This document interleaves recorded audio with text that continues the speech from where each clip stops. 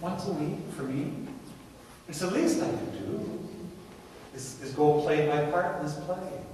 It's not a big part, but it's an important part. If I'm missing, nobody's there to take my place. Play won't be the same without me. Play won't be the same without you. You want to come put on this play for God. Together we'll do this, what Jesus asked of us. There's a researcher who said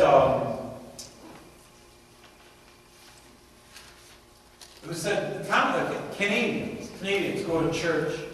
They're looking for three things when they go to church. They're looking for an experience of community. They're looking for a sermon that will connect the teachings of the faith to their lives. And they're looking for a spiritual experience. And I find that great. I think those are the three important things.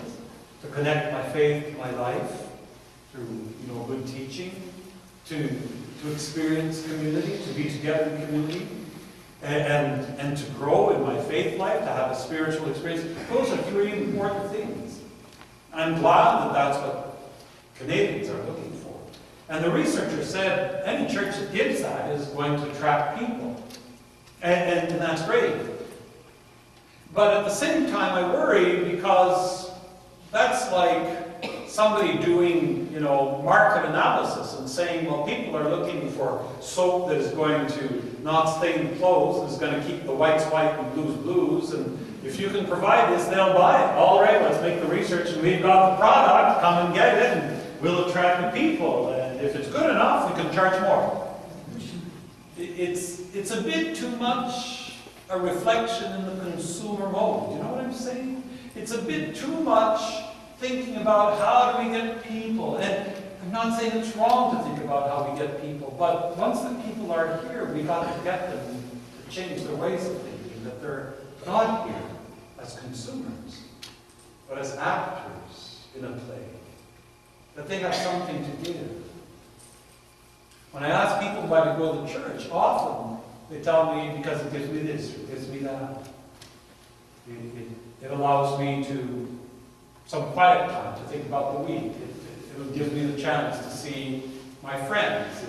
It's my outing of the week. It gives me grace. It gives me spiritual nourishment. It enlightens me. And all of that is fine, and it's true, but it's so self-centered. It's all about what it gives me. And I think what we need to realize is that we come to church not for what it gives me, but for what we're giving to God. I want to suggest that we need to change the way we approach Mass and realize that we're coming to church to give thanks to God, to worship God, to praise God with our poor music and our poor words and our poor beings.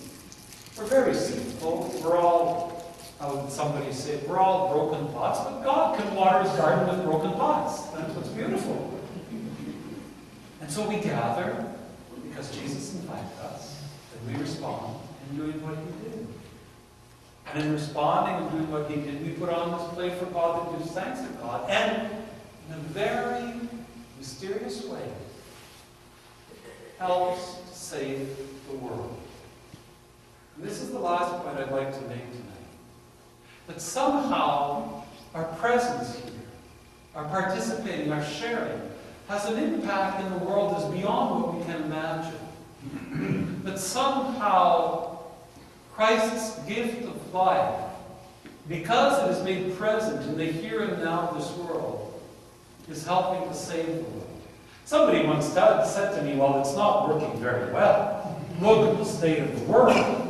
I mean, the wars and the violence and the anger and the bitterness and the jealousy and the selfishness. Look at the world in which we live. And my answer to that is, can you imagine how worse it would be if we were not gathering to celebrate Mass? What we should be, yes, we should be concerned about evil in the world. But we should marvel that the evil in the world has not destroyed the world yet. We should be stunned that there are people of good heart, that there are selfless acts, that there are reasons to hope. Isn't that a sign of the Spirit present in the world, in spite of the evil? The wonder is not that there is evil in the world. The wonder is that the evil has not yet conquered. I believe it's being held back by the power of Christ's love, manifested on the cross and made present in the world through the Eucharist. Now here, I must say that maybe I'm getting away from Catholicism 101, but I think in a very mysterious way that our presence at the Eucharist is saving the world. Our presence at the Eucharist is saving the world. That is summed up in a sentence that we say in French. Many of you here speak French and you go to French Mass. And when the Mass was translated into French, there's a response that we shortened and simplified and synthesized, and actually is not very faithful to the Latin original, but it's so beautiful. In English we say, "Pray, my brothers and sisters, that our sacrifice may be acceptable to God, the Almighty Father." And we answer, "May the Lord accept the sacrifices at your hands for the praise and glory of His name, for our good and for all of His church." Beautiful one. That's close to the Latin, by the way. In French, the priest says, "Prions au moment d'offrir le sacrifice de toute l'Église." And the congregation answers, "Pour la gloire de Dieu et le salut du monde." That's short, isn't it? Pour la gloire de Dieu, le salut du monde, but it's to the point. Pour la gloire de Dieu, for the glory of God, pour le salut du monde, for the salvation of the world. Pray, the priest says, pray as we prepare to do what Jesus did the night before He died. Pray as we enter into this moment. And the people answer, for the glory of God and the salvation of the world. That's why we come to Mass. For the glory of God, for the salvation of the world. Now, Rome has asked all the countries in the world to review their translations of the Missal and to make them closer to the Latin original. Because in 1965, 69, when we did those first translations from Latin into English and French and German, we kind of did a quick job and maybe interpreted the Latin a bit loosely. No, Rome, the Pope says, no, I want it to be closer to the Latin so that everybody's very close to the same words. So I want you to translate word for word. So we're going to get new translations of the Missal. In English, probably within the next year or two. In French, probably within 3 or 4 years. For example, you know, when in English we say, "The Lord be with you," what do you answer? But the Latin says, "Et cum spiritu tuo," which literally translated is, "and with your spirit." So in the new translation, the priest will say, "The Lord be with you," and he will answer, "and with your spirit." So, well, in French we already do that. We say, "Et avec votre esprit." So in French there won't be a change, but in English there will. There will be all sorts of little changes like that. I said to the people in church in Rome, but because of that we're going to lose that beautiful, quick and dirty translation in French of why we come to Mass. And we shouldn't lose it, at least not in our minds, not in our hearts. Why do we come to Mass? For the glory of God and the salvation. I think that sums it all up. It sums it all up. So I want to ask you a question now. It's 5 to 8. I want to ask you, in what I've said in the last 55 minutes, what is it that strikes you, that surprises you, or that is new for you? Or maybe not new, something new, K-N-E-W, but that has been made new for you in the sense you say, I knew that, but I forgot, or it's more meaningful to me. I want you to take a moment to think about that. Just find one thing that I've said that has touched your heart this evening or your mind. I hope there's everybody can find one thing.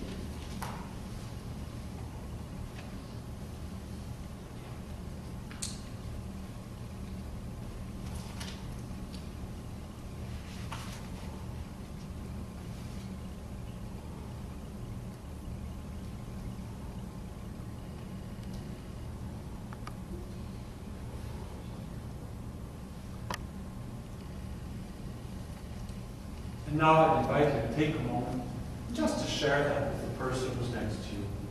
Groups of 2 or 3. Just quietly. Go ahead. Go ahead. Take a few minutes to share that.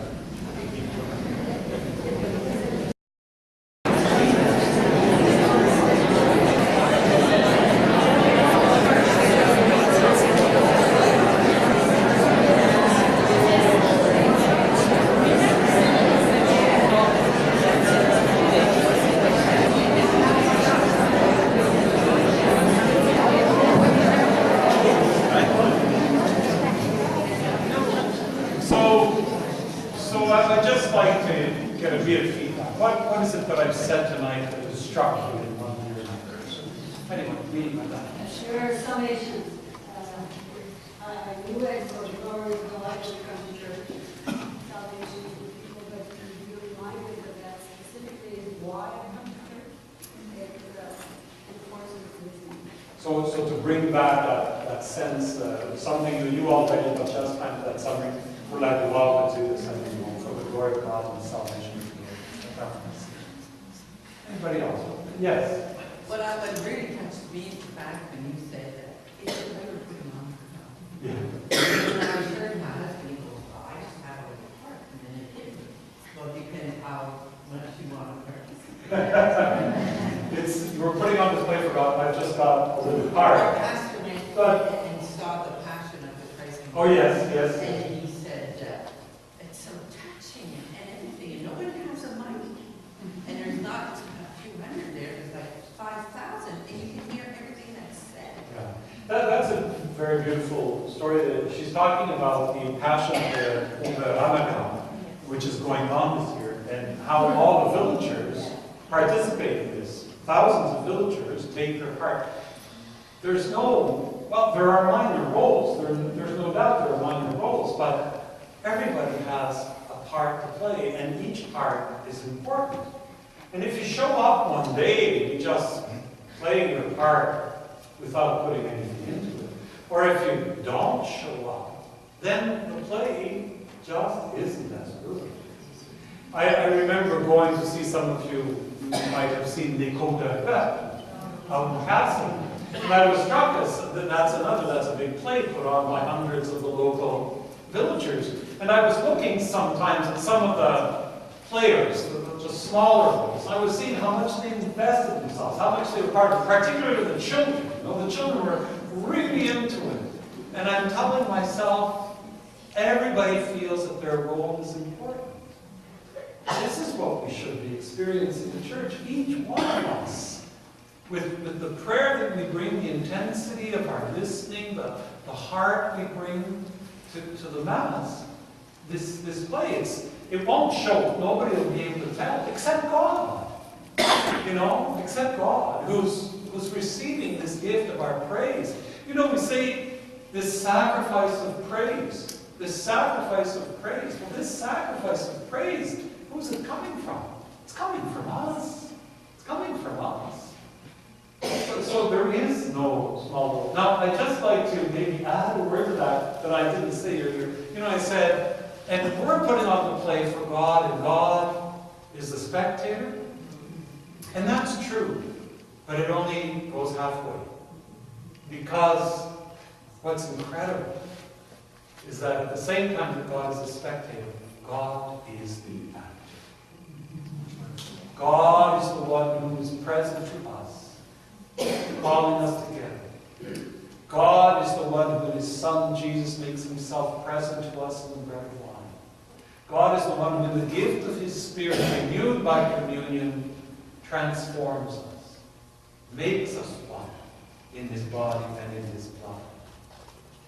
So God is not the spectator who sits back, but God is the spectator who is actually as involved in the play